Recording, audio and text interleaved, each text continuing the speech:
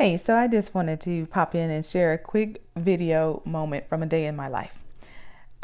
Today I am dealing with a 9-year-old who has several fears. And she came into my room and she was in one of her fear modes. And what you got to know is this is normal for her. She's one of those that will come to me at night before bed and she's like, "Is it normal that I have red lines in my eyes? Is it normal that I have this bump on my arm? Could that be something serious? Or is it like, is that a rash? Like, should we put something on it?"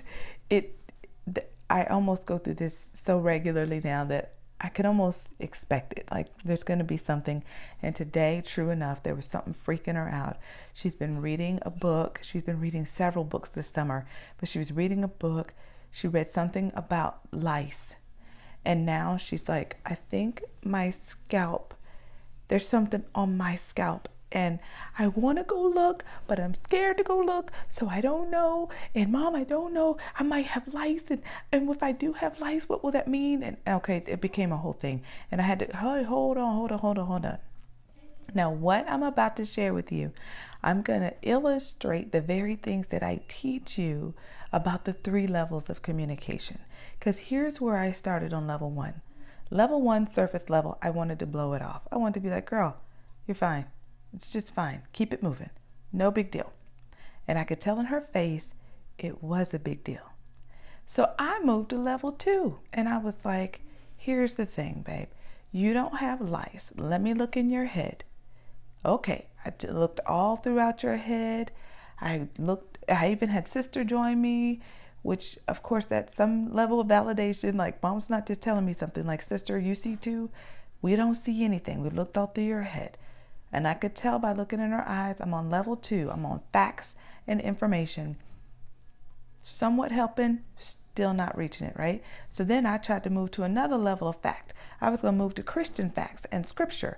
So I said, "Sweet girl, God tells us that we are to fear not, that He does not want us to move by the spirit of fear, but of love, power, and a sound mind." You know what a sound mind is? And I'm talking to her about having a sound mind.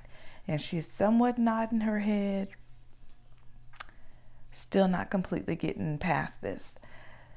So then I'm noticing these tears welling up in her eyes because she wants to believe what I'm saying. She wants to let the facts be enough. But somewhere deep down, the facts were not enough. Can you relate to that?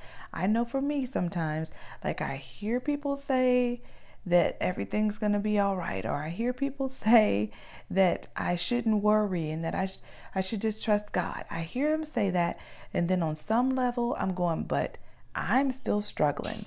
And now I feel like a failure because I'm still struggling in an area that people are telling me I shouldn't fear. And then here I am saying the same message to her, trying to say it in a loving way because I love her. She's my girl. She's my daughter. But I'm not quite reaching where she is. And you know why. If you've been with me in a moment, you know it's because I didn't go to level 3. Level 3 is heart to heart. Level 3 is the place we connect. Level 3 is the only place transformation takes place.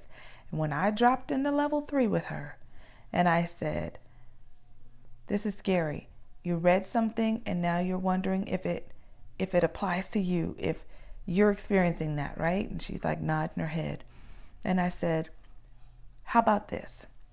You come to me anytime you feel afraid. Day or night, you come to me. And I promise you that I will be brave enough for the both of us until you can be brave enough for yourself." That tear that had been welling up fell. She felt heard in that moment. She felt understood. She felt like I got her and that I was truly hearing her. And she believed me in my promise that I would be brave enough for the both of us until she could be brave enough for herself. And I said that about 3 times. And then I said, "Will you trust me enough to come to me every time you feel afraid?" She said, "Yes, I will."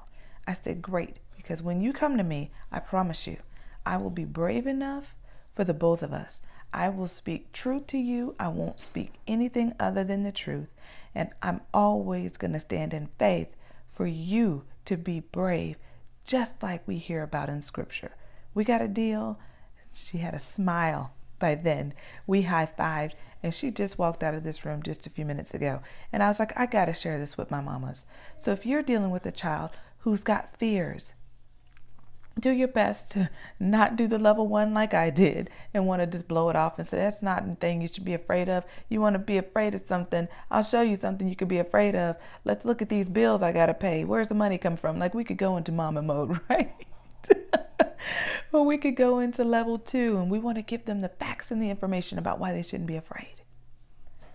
It's not until we get to level 3 where they feel heard and understood that they'll truly be able to stand on those facts and information and to be able to do the walk away from the fear like we want them to do on level 1.